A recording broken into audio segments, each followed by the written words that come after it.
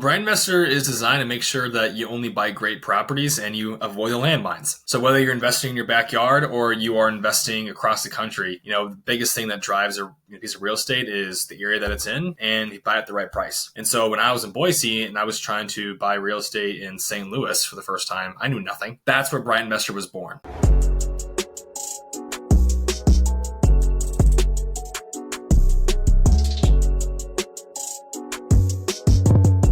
Jesse Ray with the Growth House Podcast. What is up, Papa D? Yo, how you doing, man? Good to see you again.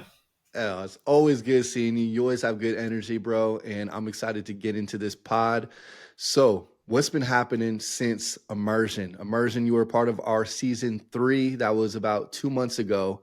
We already talked about some of the connections, but kind of give us give us an update on life. Yeah, so Immersion, post Immersion, life's been pretty great. I've been taking the connections that I made there. I've gotten some clients, I've gotten doors opened, I've gotten presentations showing up. So I'm looking forward to, carrying those through.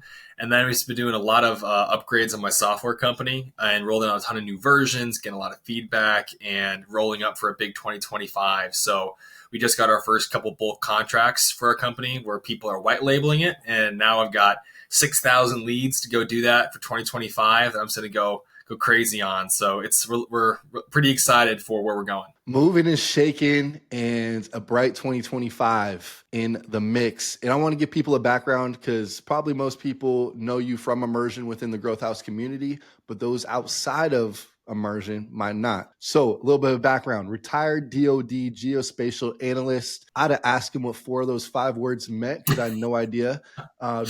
Department of Defense geospatial analyst. What is that? Basically someone that works with maps to answer intelligence questions. So are we dropping the bomb here, or stuff like that. So this guy went to college, had a great career, and then head of acquisitions for Cree Capital, Bright Investor CEO, which we'll spend a lot of time talking about, 376 units by 24 years old. How old are you right now? 25 now. Geriatric. You're too old. We're canceling the podcast. You've hit our age limit.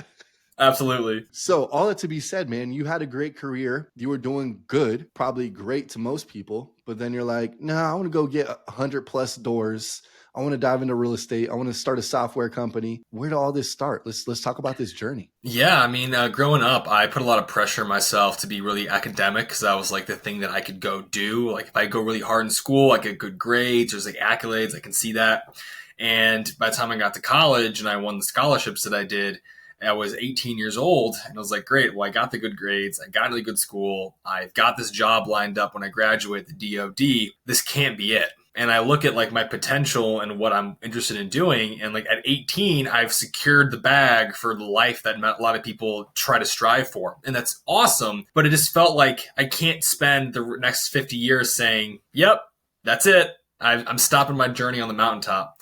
So I started looking for ways to own my time because kind of guiding mantra that I've had for a while is I may not know who, what, where, or I want to be spending my time or who I want to spend my time with right now as a young person. But when that thing comes into my life, I want to be able to say yes to it without thinking about time or financial constraints. And so I started looking at what can I do that takes away time and takes away money as a factor in my decision-making process as I get older.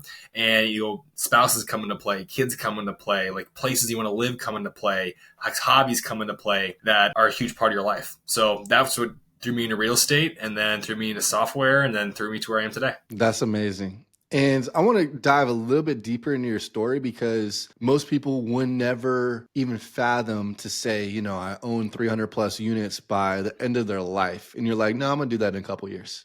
So yeah, how'd you start in real estate, and just walk me through that progression up to where you're at now? And then we'll talk about your software company. Yeah. So I got started when I was a junior in college. So I had put some money in the stock market for the first time and in January 2020, and I felt like a baller. And then March 2020 hit, I lost half of it overnight. This sucks. The stock market makes sense, for some folks, but the fact that someone else could do something in a country across the world and I lose half my money makes no sense to me. So I started looking for ways to own my own wealth, and that created through real estate. So I've joined a paid mentorship group to learn how to wholesale real estate. And that was basically a crash course in everything. How do you find deals? How do you analyze them? I got a job working as a property manager. I started working with realtors. Like I did anything I could to just absorb knowledge. And that turned into my first wholesaling company. And through that mentorship, I got introduced to people who were doing rentals and then big rentals. And when I talked to them, they'd say, Donato, what's cooler than owning one rental property? 4. It's cooler than owning 4 rental properties? 100. Like that makes a lot of sense to me. And so we started looking for projects. And so when I was a senior in college, I put an offer out in a 96 unit building in St. Louis. I had no business doing that. I knew nothing about the industry. I knew nothing about St. Louis, but I made an offer and it got accepted. And so I graduated college, road trip 3 days back to my hometown, got crashed at midnight. It was up the next morning at 4 a.m. driving to St. Louis to meet the contractors I'd hired to inspect this building. So I got there and the building was trashed. Oh my gosh, it was horrible. Like class D, class E stuff right there. It was not good. And so we tried to renegotiate that building and, that didn't work out. So I took some lessons with me and got introduced to someone else who wanted to do commercial multifamily and said, well, I've already tried it once. Let's see if I can do better next time. And that led to my next mentorship group and my first 172 unit building. So the track record goes 4 unit house hack, 172 unit building, 200 unit building, and on from there. There's one thing that really stands out right there. And I think a lot of people try to skip this in the beginning. And then instead of mentors, they learn through mistakes. And obviously you'll still have mistakes, but there's really 2 options, mentors or mistakes. What made you realize so early on, before you even, I think, had a property, you're like, I want to go pay money to someone else to be a part of a mentorship group?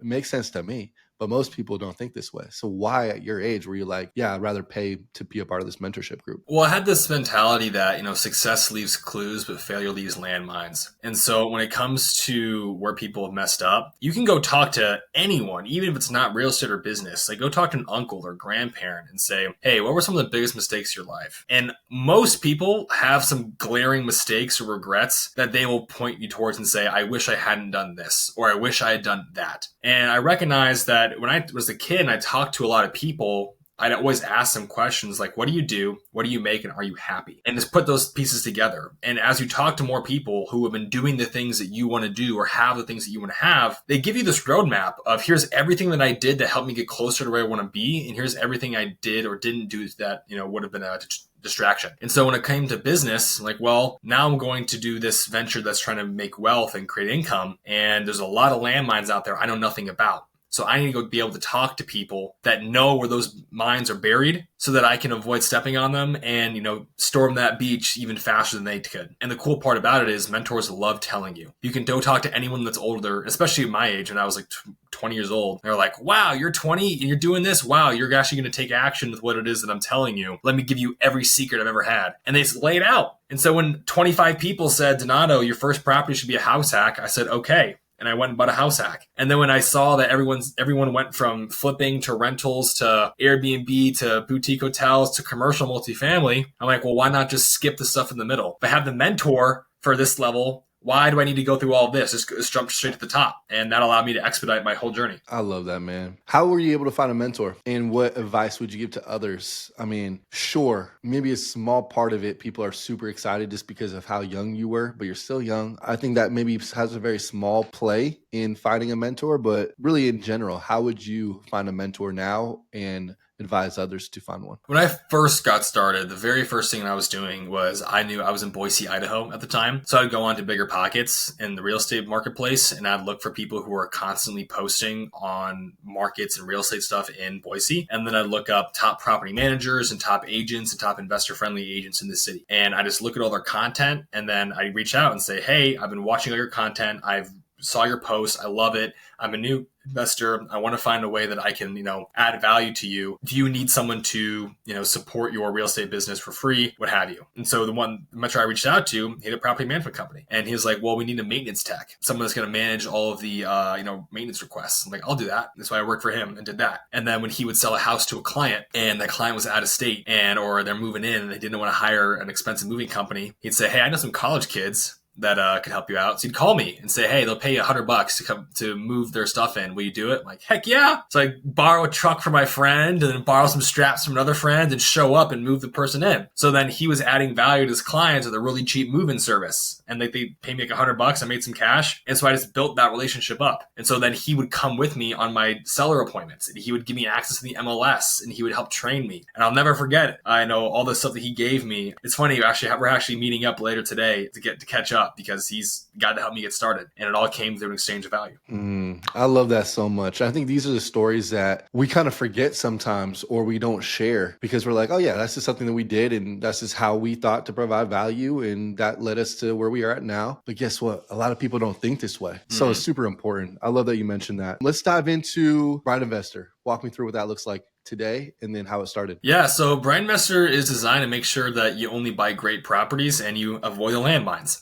So whether you're investing in your backyard or you are investing across the country, the biggest thing that drives a piece of real estate is the area that it's in and you buy it at the right price. And so when I was in Boise and I was trying to buy real estate in St. Louis for the first time, I knew nothing. So I wanted to find a way to figure out, how do I know this is in a good area? And then how do I do all the work that I have to do with getting my comps and running the numbers and getting insurance and doing all the grunt work to making sure that I put an offer in, I'm excited and not scared. That's where Bright Investor was born. And now it's become something where hundreds of investors across the nation use us. And, they can put their name, their brand, and their entire company's logo on this product to continue to build reputation with their clients, find deals, analyze them, make offers, raise money, network better, create exclusive relationships. And it's been over 3 years of being the CEO of that company, and we're just getting started. That's so cool, man. Give me some stories that you've been able to, help people, your clients that you've worked with. Yeah. So one of my favorites is a woman who was a immigrant to the U.S. and she'd been looking online for real estate for like a year and a half and just was trying to get out of analysis paralysis. And so we were hosting a webinar event where we were giving away a full year of access to someone. And lo and behold, we spun the wheel and her name showed up. We gave her a full year of access to the property, to the software. And within 30 days, she's under contract on her first property. And it's like, I found this property, I analyzed it, I got over my fears because of, using Bright Investor. And then all the way to the company level, I have folks who are saying, Donato, I'm using your product and I'm able to raise money for my first flip because I was able to show the other people that I knew what I was doing, even though I'm new to the industry. I was able to bring all the data together. Thank you so much. And so I'm watching people get over their humps of fear and then get to decisions faster and win bids and continue to build their businesses in ways that no other platform out there really can do. That's so cool. And what was the early start of it? Like, did you have a background in coding this thing? Like, walk me through that journey. Yeah, I love that question because people look at me and they're like, oh yeah, you're the CEO of a software company, so you code everything, right? I'm like, I have never written a line of code in my life. And I think the cool thing about this is I couldn't build Bright Investor, the software, but I could build Bright Investor, the team. I could not build my own product. That's a fact. What I did was I built a prototype of what I wanted to look like. And on Facebook, a random Facebook post, I saw a guy who was similar age to me that wanted to learn about real estate, and we started talking. And it was 3 months of Zoom calls back and forth just talking about real estate before I ever showed him my prototype. And that same guy looked at me and said, Donato, you're not going to believe me, but I'm working on the exact same project. And he showed me a prototype that he'd built. And I'm like, we have to do something here. We have to. And it was 2 months later that we founded the company, raised our first seed capital, and started developing it January 1st, 2022. And it took a year and a half to launch the first version of constant iteration, and then another year and a half since then of just getting the product to where it is today. But it has been this insane journey of working with people across the world, inspiring people, collecting stories of success that people have had with the product, and continuing to build the team into something that's going to continue to grow and just kick ass in 2025. It's going to be awesome. That's amazing. Walk me through, what does 2025 look like for Bright Investor? Yeah, so 2025 looks like a scale. So we're, knock on wood here, I think we're going to be hitting profitability here in the next 30 days, which is great, which is really, really exciting as a new tech company, especially in the market that we're in right now. And the whole point now is scaling up. So we've recently released the ability for companies to white label our product. So an agent can put their brokerage colors, name, and logo on it. So when they're talking to a client, they have this forward-facing platform they can use to win relationships, get new business, get referral business, and provide exclusive value and get more closings. So what we're doing is reaching out to our property management friends, our realtor friends, brokerage friends, and even lenders, and giving them the opportunity to get this product in their hands to win more business, provide exclusive value, cancel other subscriptions that are redundant at this point, and really streamline their process. So it's all about that right now. I love it. And we had it as a sponsor and, exclusive look at it with our Growth House team and also the attendees. And people are like, so what is it? I'm like, okay, all the softwares that you use, get rid of all of them. Yeah, just cut it. Just cut it. The prop streams, like, I don't want to shout them all out because they're useless when you have a platform that's consolidated all into one. So just want to say, again, appreciate you, being a sponsor for Immersion Season 3. And it was really cool to be able to use that platform and have people kind of get over their analysis paralysis by having everything in one spot where then they can send it to someone, potential investor, kind of like how Bigger Pockets had that, way that you can take your deal and then send it out. You guys have that same thing too. So like I said, just get rid of all your subscriptions. Get Bright Investor. There's my cosign for the podcast. Absolutely. It's been cool. We see people, be able to completely revolutionize what they're doing with the product. It's been great. And people keep telling me new ways they're using it they never thought of before, like almost every single week. Like, oh yeah, I'm using it for this. I'm like, I never thought about that, but that's awesome. Go crazy. It's really fun to see people take something a lot like, AI, AI is out there and now people are taking it and using it for 1,000 different things that you never would have thought of. That's how people are using our product, and it's really cool to watch. What about your current portfolio in real estate? Are you looking to add to it? Walk me through, the next few years there. Yeah, so still adding to it. So since Immersion, I got equity in another like 300 units in Tennessee. And I made about 7 or 8 seller finance offers in St. Louis, and I'm actually putting an offer out today on a 4-unit. They were listing it for around like 240. Got an offer in for around like 180. And we're gonna see what happens. I've already toured it, talked to the owner multiple times, but that thing will cash flow really nicely. And even at an 8% interest rate, it will cash flow like $1,500 a month, and just crush it. I think like almost at the 2% rule for net cash flow for what we're looking to do. So I'm still making offers and still growing. So I'm buying commercial, and buying residential, and building the software, and that's what I'm going to keep doing. Whoever says they're too busy, whoever says they can't do more than one asset class, whoever says their job is taking up too much time. Look at my guy Donato. Look at him get it done. Well, I want to ask you a couple different questions, but I got to take you back real quick to you're looking at your first property. This is a hypothetical. What would you suggest? Would house hacking still be your suggestion when someone's a rookie and getting into real estate? 100% it would be. I love 1,000%. Yeah, seriously, 10,000%. Everything. Like it is when you look at this from a financial standpoint, right? The number one thing people spend money on recurring is housing. And if you look at your life kind of like a subscription component of like, what are all the subscriptions to life that you have? Okay, Netflix, $10 a month. Okay, sure. Housing, $1,400 a month. Okay, that's a big chunk. And when housing becomes 25, 35, 45, 50% of your income every single month, that's a huge bill that's going out. And so when you can house hack, if you can turn that $1,500 a month payment into net nothing, and you're just, you're not paying, but you're not making, you're already giving yourself a $1,200, $1,500 a month raise. And if you can get an even better deal, like the house hack I did, that's now paying me $1,200 a month. I go from paying $1,200 to getting paid $1,200 every single month. It's for living there. Basically, it's $2,400 a month benefit to having this piece of property. And for me, I always tell people, when you do a house hack, you've now raised your floor. Worst case scenario, you have a house that's paid for that you can live in for as long as you need to. There's no more streets. There's no more fear of being homeless. You've got this. You've raised your floor, right? At the minimum. And that's something that can be passed down to kids, that can be passed down to whoever you want. And you're just elevating your status and you're elevating your capacity to weather the storm when anything happens. So I love that. Do you still live in your house hack? Yeah, but I've moved unit to unit. So when I first got there, the rents were like $450 for a 1,200 square foot apartment. And I've got one rented out for $1,350 right now. And so it's just live in one, renovate it, go to the next, go to the next, go to the next. So I'm about to move out probably after about 3 years of doing that. But it's been fantastic where I can just continue to renovate and keep building my cash flow. And some people talk about buying a house hack, living it for 1 year and then go on. I think that's valuable, but I would really much recommend that people take the time to maximize their investments. So, let's go ahead and make sure we're getting as much possible out of this property first for what's realistic. So instead of going right to my next property, I spent extra time to boost the cash flow. So now when I move out, that thing will pay me over $2,000 a month forever. And now I can go ahead and take that and roll it into my next house hack. But I'd much rather have 2 or 3 house hacks that are paying me $2,000 a month than, 9 or 10 that are paying me $500 a month for right now. I want to maximize each one and make sure that each one is performing the top capacity, which means I live in them for a little bit longer. But for me, that's exactly what I need to do. I love that. Yeah, I'm all about highest and best use. What's the most you can maximize out of a property or whatever asset you do have? What type of upgrades did you do to these properties or these units? Oh man, I did all new outlets, all new lighting and fans. I added washers and dryers in the bottom units.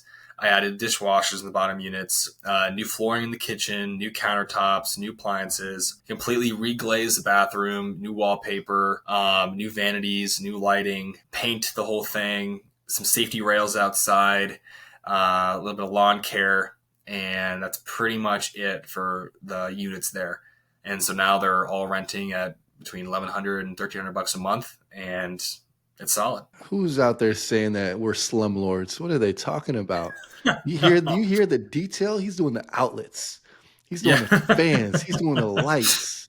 Yeah. It's a privilege to live in one of your spots, man. Absolutely. And so like I got one coming up. I've got like, half a dozen requests for it. And I think it's so funny. I'll post something online and people will be commenting saying, man, that unit's not worth that. Are you kidding me? You are so out of your mind. Like that would never pay that. While my DMs, I've got 15 people going, hey man, can I get that unit? Can I have that place to live?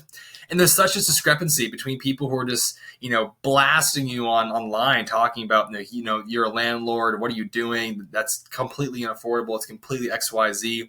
And then you have people who want that product and think it's a great deal. And so at the end of the day, it's like, it's unaffordable to you. It's not worth it to you. It's not valuable to you. But to these 20 people over here, it is affordable, it is valuable, and it is wanted. So I'm still providing a great service. It's just not going to be to you, and that's okay. I don't have to sell a product to every person on the planet to be successful. I just have to sell to these people over here, and that works. 100%. I love that, man, because I think I get a lot of fulfillment. I didn't know I was going to get fulfillment from real estate, but just from people reaching out saying, man, like it's so clean. Because obviously we have co-living. So it's multiple people Yep. living in a house. I think you have separate units, correct?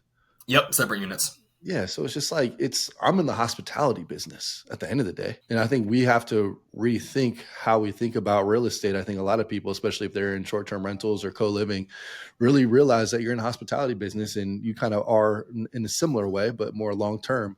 And so I just love, highlighting amazing people who provide amazing service as a landlord and as people who own real estate because, yeah, there's a lot of negative backlash for whatever reason, which is unfortunate. What kind of markets do you like to invest in? Ooh, so I have a couple rules of thumb here. So I like to be in areas where the rents that I'm trying to get are no more than 3 times, or no more. The income is at least 3 times what I need to get my pro forma rents. So I want to make sure that I'm not charging $1,500 a month in an area where the median household income is 25 grand.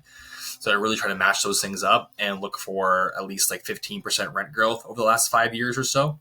Simply because a lot of places have seen a lot of solid rent growth. I want to see areas that are continuing to go up month over month. I also look for places that have been appreciating on a zip code by zip code basis of at least 5% per year, especially since 2016. We've seen such rapid appreciation. If an area has been underneath 5% per year, it's just something's wrong, clear at that point. I'll do the same thing with schools. I'm looking for moderate schools with low rates of crime when it comes to violent assaults or other types of crime that are most associated with broken leases and evictions. And I'm looking for areas where my population growth is ideally, 1% per year in that area.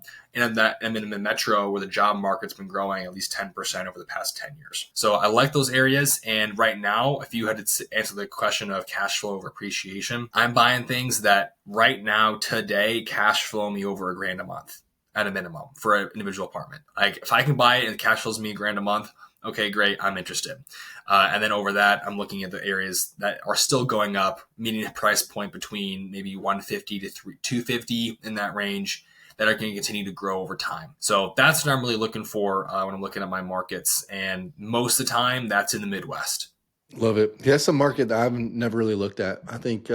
What's your thoughts on people starting off? Should they look in their backyard first? I mean, obviously, if they house hack, probably wherever they're going to live. But let's say Hmm. they're looking to scale that next property. You decided to jump to commercial real estate. So let's Hmm. talk about that. You kind of told us, kind of your buy box and where you look, what markets you like. But for someone that wants to follow in that blueprint of, hey, cool, I can go buy another house the next year and live in that, go buy another house the next year. Or I can play in the big boy game, which everyone eventually wants to get there. And all of our mentors are like, yeah, we rather buy these huge units rather than, a bunch of single family properties. So talk to me and walk me through that transition from the house hack to then commercial real estate. And we can kind of just dive overall into commercial real estate. Yeah. So first thing I'll say is when I was graduating college, my default when I was going to go work for the Department of Defense was that I was moving to Washington, D.C. And so what I had to do was very intentionally say, no, I'm not going to move to the center of intelligence. I'm not going to move to this big area. And I'm not going to put myself in the place where I should be putting myself if I want to grow my career. I moved to a city, St. Louis, Missouri, where they had a tiny auxiliary office where I knew no one because the real estate there was cheaper and I could get into a house hack easier. So I want to make it very, very clear. My, you could say feedback for folks who are going to be out there looking to do house hack is move where the opportunity is. Do you really need to be living where you are? And I say that as someone who actually did it, right? Do you need to be living in the area that you are, or is it just uncomfortable to change? If the answer is it's just uncomfortable and you don't like change, okay, great. What's more valuable to you? Getting into that house hack or not feeling the pain of having to change your routine? So I would tell people move to where the opportunity is if you want to go house hack. Because most people can't buy a $700,000 duplex in Washington, D.C. and make that thing work. But they can move to like Dayton, Ohio or St. Louis, Missouri or Joplin or what have you and start making it work there. And yeah, it's not going to be the easiest. You're not going to have all the amenities you want right away, but no one gets everything all at the same time right when they want it. You have to make some sacrifices here and there. All right, I want to explore this with you because I love everything you're saying. Move to where the opportunity is.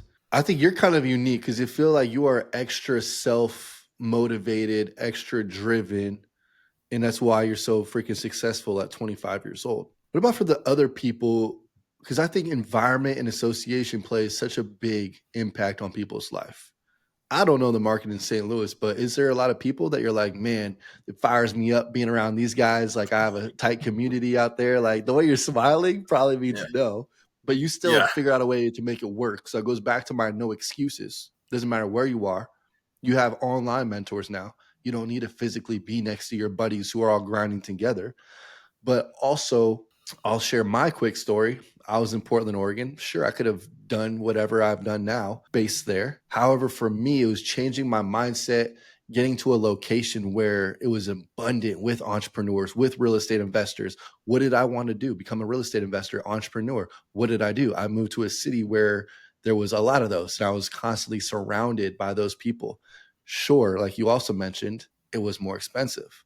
So for me, I was working corporate sales, making 150 to 200. So I was able to buy that $500,000 house.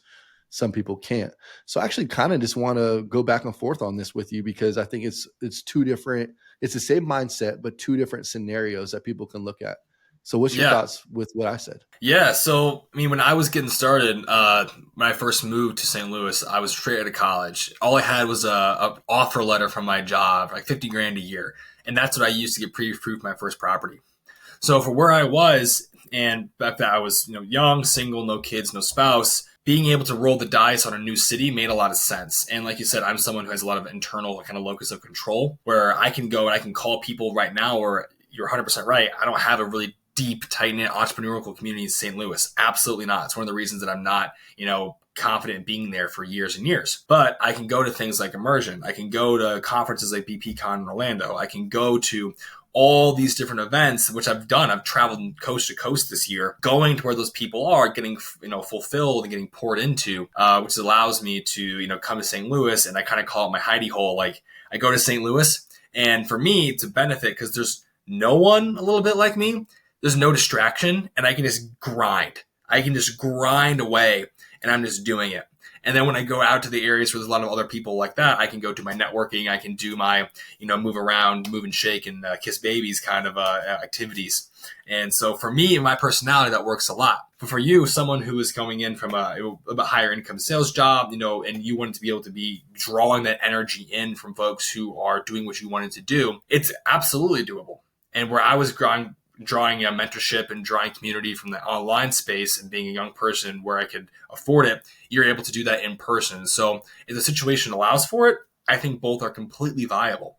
It all depends on knowing yourself, which is probably the most important thing, is who are you and what environment is going to make you the most successful for your specific goals. So good. Couldn't agree more. Yeah, because I think we also have like different personalities.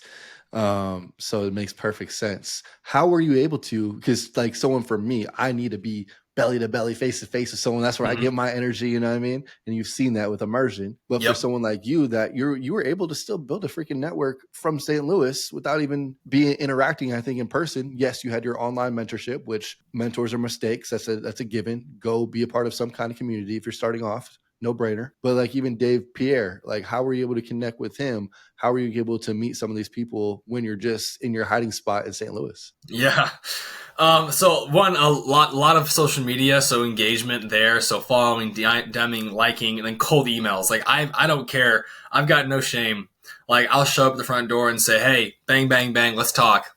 And I'll knock your door down and make sure we connect. And, eventually I make enough noise that people are like, oh, I've got the podcast. You should go be in this person's podcast. And, by the grace of fate, I have a really unique name, Donato Callahan. So whenever I do something, people go Google me and it's like, I'm the only guy that shows up. There's only one of me. And so it's easy to find me and see, okay, he's been on a bunch of podcasts. He's talking to people that I know of. This is great.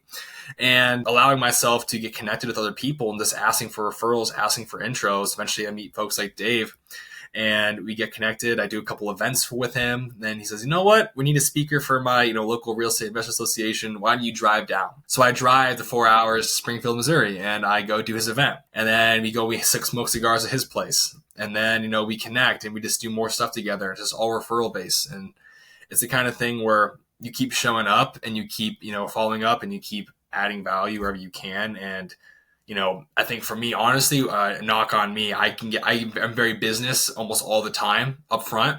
And it's harder for me to kind of sit back and have more of that friendly kind of like, oh, no business, let's just vibe kind of relationship for people. So it takes a lot of mental work for me to get into that space where, we're hanging out and now I can turn off the business and just connect with people. And I found that when I do that, I get better results. Because people are like, oh, this guy's an actual person. He's not just a robot. Okay, that's great. Hey, for investors, though, shoot, I want to see robot Donato with the numbers in the spreadsheet. Yeah, exactly. See, my investors are like, no, charge up. Where's the plug? They're like, plug in, go crazy, connect to the Wi-Fi, you're fine. My investors love it. They're like, this guy's going crazy. He's talking about normal. He's talking small talk. No, we don't want to talk. We want to talk numbers. Yeah. Exactly. Hobbies, fun? No. Get rid of that update. We don't need that. No. So it's relationships. No, we don't want to really. Exactly. Like, what do you mean you want a relationship? No. Get out of here. Time. Go make me some money. So it's one of those things where you have to do some balance. And I'm a big believer in seasons of life, where a season doesn't necessarily mean like 2 months. Like I'm in a building season. It's going to take me probably 5 to 10 years. I'm in that season. That's fine. I'm doing these things. But I really also believe that if you're going to do a season of grinding in any way, shape, or form, it needs to be for a reason. Because a lot of people call themselves sailors when at their heart's core, they're ship builders. Meaning they sit there and they say, I really want to get to this destination. I'm a sailor. I'm going to do everything I can to sail to this destination. And so they spend years building the perfect ship to get them that sail, to get them that destination. They're going to set sail and finally get to the place they've always said they wanted to go to. Except when it's time to take off, they go, you know what? I don't really want to get there. I'm going to go build another ship. And so entrepreneurs who just keep building ship after ship after ship after ship while telling themselves they're a sailor. And it's okay if you love building ships, building companies, building portfolios. If your value is in the building, that's fine. But make sure that you, your loved ones, the people who are on this journey with you know that you're not building the ship to get to a destination so you can finally, do something else.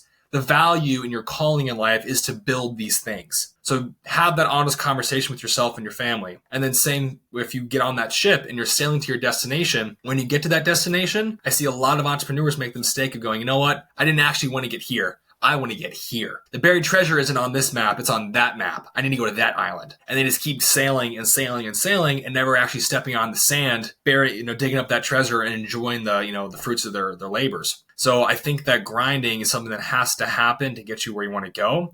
But we need to be able from the get-go to say, I'm going to put effort in here so that I can achieve and do this specific thing. Because if we don't start the race without that finish in mind, that's how you get people who just continue to elevate their a little bit more. And 30 years have gone by, relationships have withered, their bodies suffer, and they end up getting to a point where I never actually needed all this. Why did I do this? And instead of feeling satisfied, they feel regret. So both sides of the coin of grind and then understanding what you're grinding for. So good. I think people don't take enough time to sit back, be quiet, and figure it out. And you're going to have different, I had a different goal 5 years ago than once I, was able to quit my job. Now I have a way different goal. So it's okay to obviously have different goals and move your goalposts further ahead based on where you're at in life. But you need to figure out right now, what does life look like 5 years from now?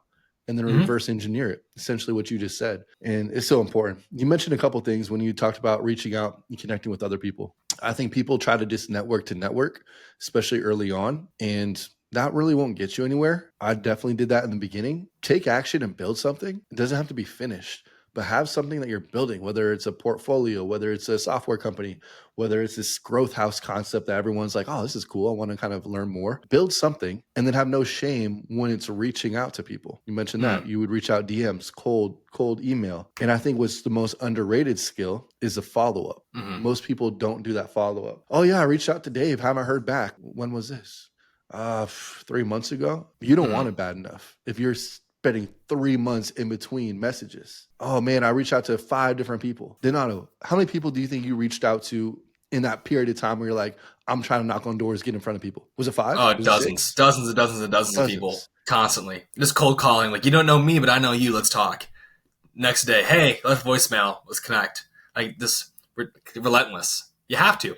Because I find most people, they're not ignoring you because they don't like you. Life happens. I read your text and I'm like, okay, oh man, my friend has texted me. Oh man, okay, one of my tenants has called for a maintenance request. Oh man, okay, got this email from these 3 properties I'm working on. Or like, things happen and it goes out of mind. So most times when you follow up with people, they go, oh my gosh, I'm so sorry. Let me get on that right now.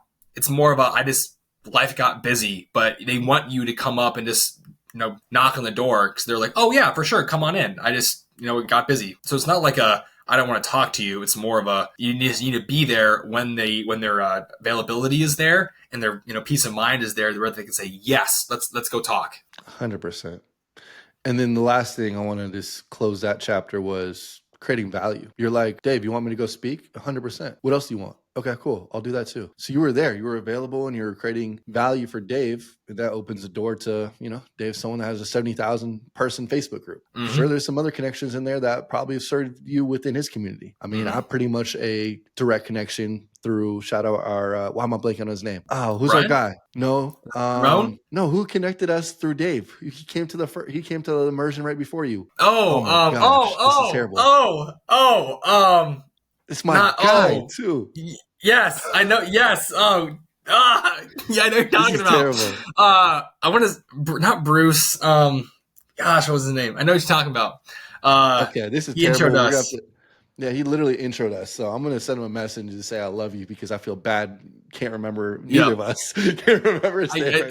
Dude, yes. Oh wow, yeah. I gotta call him because I know. We both know Robert. Yes, thank you, Robert. Yes. Shout out Robert. Sorry about that, Robert. Not me. But yeah, people intro us and then just you hop on a call and they're like, yeah, let's see what this guy's all about. And I'm hopping on a call. I'm like, yeah, let's see what Jesse's all about. And then all of a sudden, sparks happen. It's great. 100%. I wanted to wrap up with one thing, man. What's a way that our community can bring you value? We're a go-giving community. be something simple as, I don't know if you have a YouTube or anything like that that people can subscribe, can like, whatever. But what's something that someone can reach out? They're not going to say, hey, can I pick your brain? They're going to be like, hey, I learned this from the podcast. Really want to connect with you about XYZ. What's something that they can provide value to you first? Yeah, one of the biggest things we're looking for is if someone owns or knows the owners of property management companies or knows the owners of real estate brokerages. So we're looking to get in touch with them to help show the value of Bright Investor and start conversations. And so if you're one of those people, you can email me at donato@brightinvestor.com. And I'd love to talk with you as one of the biggest value things you can do. The other thing is if you're looking to go in the commercial real estate world and maybe you've done residential and you want to make that jump, I work with people one-on-one so they can avoid the mistakes that I made and avoid the landmines. And so if you want to know how we can start working on getting you into commercial real estate and taking those steps to scale your portfolio, you can also email me or go to donatocallahan.com and we can book a call to talk about how commercial real estate could work for you and what that would look like. I love it. I got to ask you, man, someone who's a good fit for immersion for our 7+ figure mastermind, who would you recommend? It's not like someone like a name, but just like, who are the type of people that you would recommend to go to immersion? I would say if you are someone who recognizes that other people have had experiences that can benefit your own, and then if you believe in the mantra that iron sharpens iron, so too does one mind sharpen another, that's the person that should show up. But if you think that you know everything, if you think that there's nothing if you think that you don't have value to give, you're wrong. And if you think that no one else has value for you, you're wrong. You have to understand that everyone that's going to be one of these events is going to be already like a master in their own art, in their own way. And that everyone here is trying to bring people up with them so they can continue to have a circle and a community that they can foster for years and years. Love it. Mic drop right there. No egos. Everyone's positive. So it's an environment that like you're a big dog in rooms that you go into, but you're like, where's the people that I can speak my language and they can understand it? Once you reach a certain level, it's hard to get into those rooms. And that's what we provide at Immersion. So be sure to check that out. But this podcast was all about you, man. And I appreciate our friendship. It's been fun. And I just love seeing someone who's hungry and getting after it. You know, damn, I'm about to age myself. You're 6 years younger than me. All right, we're wrapping this podcast up because I forgot to tell you that you already hit your age barrier. But Donato Callahan, Bright Investor, go check him out. All the links will be in the description. My brother, we'll talk soon. Sounds great, man. Thank you.